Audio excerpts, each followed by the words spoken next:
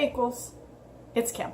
And today I want to talk about LGBT young people. Every LGBT young person's story is different, just like every other person. And the only story I know well is my own. Let's start there. I grew up in Michigan, never really particularly felt different until I got to about 6th grade. And all the other girls started having crushes or whatever on movie stars, boy bands. I'm not sure they had boy bands back in my day, but let's call it that. Yeah, and I just didn't quite get that. But I had this interesting fascination with several of my 6th grade female teachers. Today, I recognize that as a crush. At the time, I just thought I wanted to be like them. I wanted to be near them. I wanted to spend a lot of time hanging around them. And 6th grade teachers, if you're still out there, and I think there are a few of you still around, I'm sorry. I probably was a real nuisance as a 6th grader. I dated boys starting from around 9th grade. Had a couple serious boyfriends, but never quite understood the why people were fascinated with the opposite sex. Didn't really think a whole lot about it. I happened to grow up in a place and in a family that was relatively accepting of LGBT people, but in a time and a place where you just didn't talk about it. So I didn't know it existed. I mean, I didn't know LGBT or being gay as good or bad. I didn't know there was such a thing.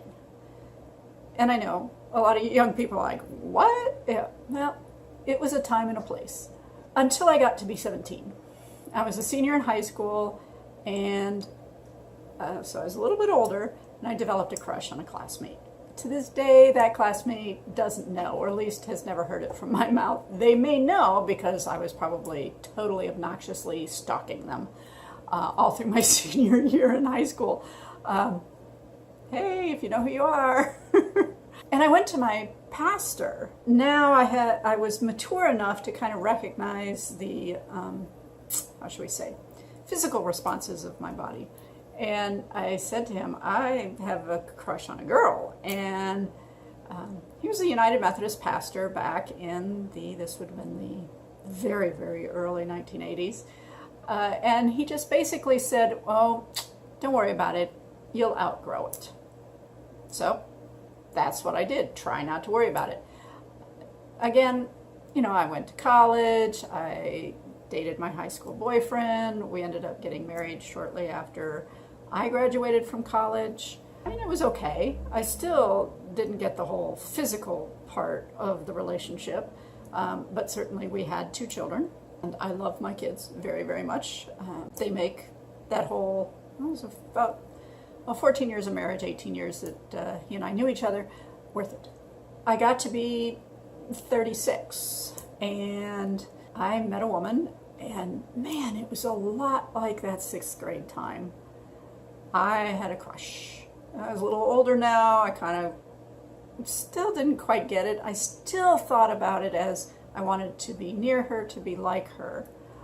I didn't understand that I didn't quite connect it to that crush I had as a senior in high school, for whatever reason. And then suddenly one night, I did. It was very sudden.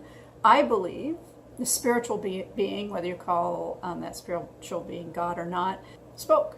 And what he said was that, and I happened to be looking down a table at my now wife. The voice said, that's what I have for you. What are you going to do about it? And I said to myself, oh my goodness, I'm a lesbian. That explains so much. Anyway, as I mentioned, she's my wife today.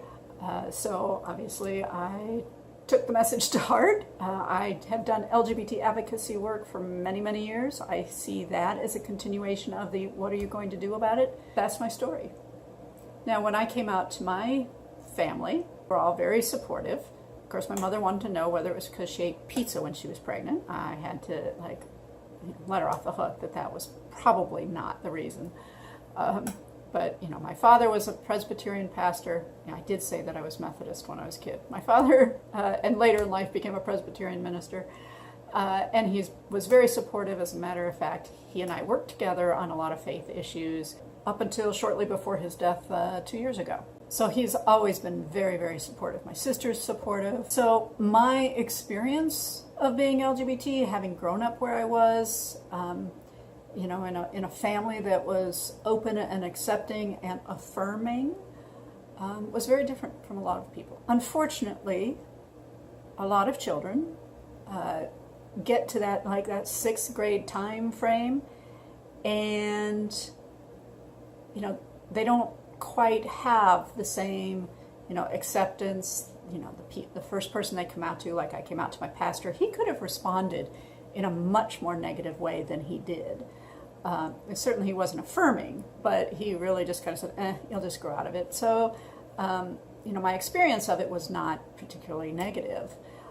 But a lot of kids, if they come out to their pastors or their parents, the people they come out to are often hostile, certainly not affirming, certainly not accepting, maybe barely tolerant. But we often see kids who either had some mental health issues to start with, and those get exacerbated by their coming out experience, or their coming out experience creates some mental health issues. Now, it's not because they're LGBT, it's because of the reaction of society to their being LGBT. I truly believe that. So studies, if you check them out, studies show that children with affirming parents, LGBT kids with affirming parents, and any child who has an affirming parent, do so much better than parents who reject. Now, what happens if a child is rejected? Young people, LGBT young people who don't fit familial and societal expectations of stereotypical gender and stereotypical sexual orientation, or in other words, they aren't cisgender and heterosexual. Okay, I just use scientific words. So another way to say that, if they don't identify with the birth that they were assigned, the sex they were assigned at birth, or they do identify with the sex they were assigned at birth, and they are straight, then if they are, then they fit those societal expectations generally, unless their gender expression varies in a way, and we'll talk about that in a minute. For kids who meet those societal expectations, adolescence is still hard because we all go through an identity process of trying to figure out who we are, and we play around with different roles and different ways of being as an adolescent. It's just part of being an adolescent. Now, if you add on top of that you don't meet societal expectations, you don't feel the same way about the opposite sex, or you are your gender identity doesn't match the sex you were assigned at birth, or your gender expression is so extreme in the opposite of the sex you were assigned at birth that people don't treat you well. So, you might be a very feminine boy. You might totally identify as boy. You might even be attracted to girls. But if you're feminine in some way, your voice is a certain way, you dress a certain way, mannerisms are less masculine. It's a rough road to go. And if you know you're LGBT, there's a lot of confusion around that. And if you don't have support and affirming adults in your life, bad outcomes can happen. In some future vlogs, I'm going to talk about what some of those bad outcomes can be and the work that's being done to try to minimize that. But right now, I want to talk about a legislative effort by a few legislators in the Ohio House who have introduced House Bill 658. It's called the Parental Rights Bill. Now, this is a piece of legislation that, among other things, one, it requires schools to out a child to their parent if they're gender identity, whether it's gender dysphoria or they just simply ask to be treated in a way that is opposite of their sex assigned at birth, then the school has a responsibility to out the child to their parents. Schools and experts in the field have known for a long time that if a child isn't out to their parents, there is most likely a reason. And yet this legislation is calling for that. We have a legal precedence in Ohio that says we treat children in a way that is in their best interest. Outing a child to their parent is not in the child's best interest. Not only that, but who gets to decide whether a child is asking to be treated in a way that isn't consistent with the sex that they were assigned at birth? If a girl is overly athletic, does the school have to out her as not being girlish enough? If a young man doesn't want to play football, is it the responsibility of the school to out that child as not masculine enough to their parents? To send a letter home? Just what stereotypes are going to be enforced? So by targeting transgender young people, this bill creates a ridiculous and unenforceable set of requirements. Requirements that out a transgender child and put them at significant risk of bullying, and as we're going to talk about next week, homelessness, the foster care system, and the juvenile justice system.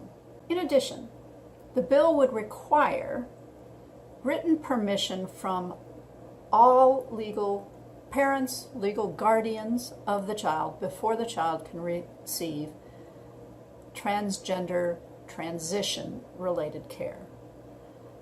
Now, before you get all crazy on me there, what we're actually talking about, at least in younger children, is, or children who are reaching puberty, is puberty blockers. Some people say, oh, that these are new drugs. We don't untested drugs. We don't know what will happen from using them. They could be unsafe. But these drugs have been used for years, particularly on kids with early onset puberty, to try to postpone it until a slightly older age. We know what these drugs do. They've been out there, they've been tested. These are not untested drugs.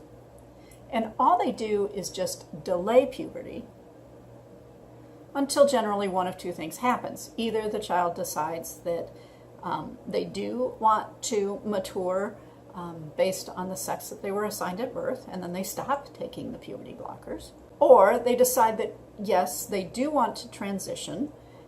This is generally when they're a bit older, 14, 16, and they move from just the puberty blockers to actually hormone replacement therapy.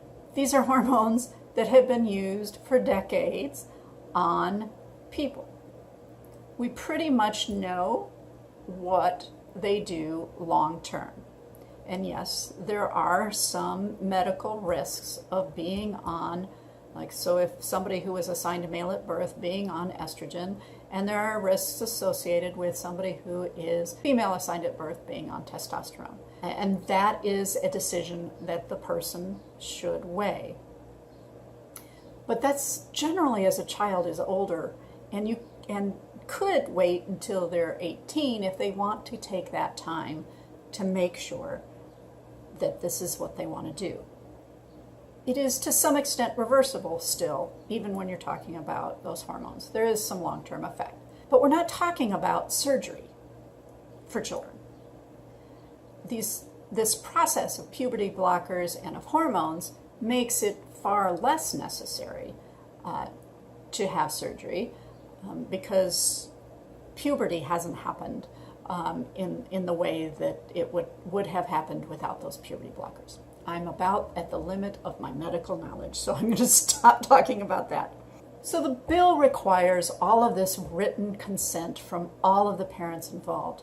Now, even in other issues around health and consent from parents, it doesn't require it from every parent. So, for example, what about the estranged or divorced parent who has been accused of domestic violence?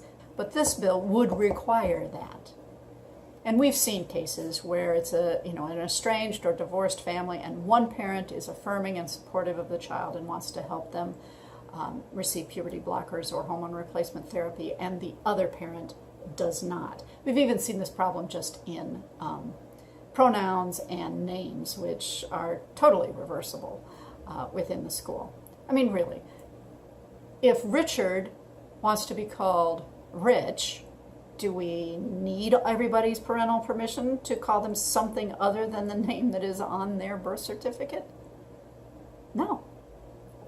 Why now? Why, if Richard wants to be called Rachel? And pronouns are no really big deal. They help protect a child from being outed and bullied by being consistent so that nobody has to know.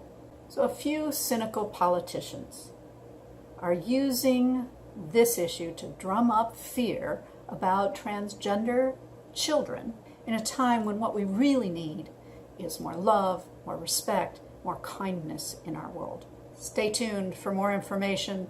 This bill did receive sponsor testimony today. We'll see whether it receives additional testimony. Sponsor testimony is all that's required by law. So hopefully this is the last we hear of that bill. Join me next week when we're going to talk more about what happens when a child becomes system involved because of familial rejection. See you later, equals. If you like this video, give me a thumbs up. Better yet, hit the red button and subscribe so that you know every time I post a new video. Thanks for joining me. Have a good one.